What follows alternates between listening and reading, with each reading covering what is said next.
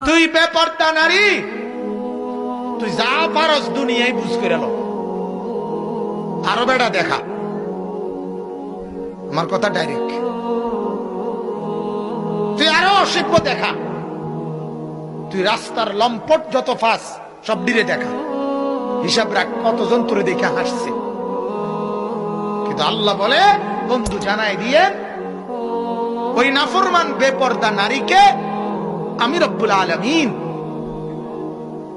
জান্নাতের ঘ্রাণ নাকেও লাগতে দেব।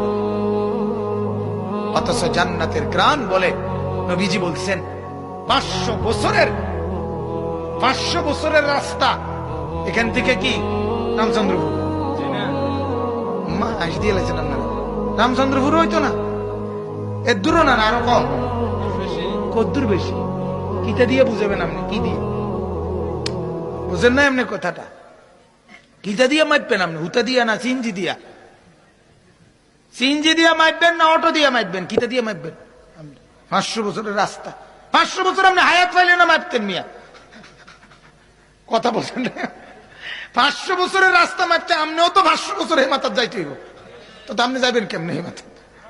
তো আপনার 500 বছর নাই বেড়া, আপনি তো 500 বছর তোলে রকেট চালাইতে হইব, তাইলে না আপনি জেনে গিয়ে পৌঁছবেন।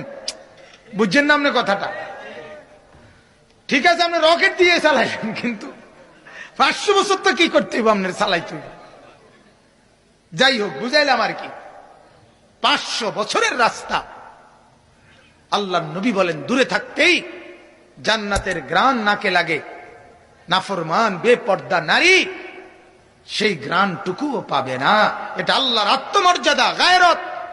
আল্লাহ বলে দেব না তোর, আমার জান্নাত এত সস্তা না, আমি তোর মতো নাফরমান মহিলাকে আমার জান্নাতের ঘ্রাণও লাগতে দিব না।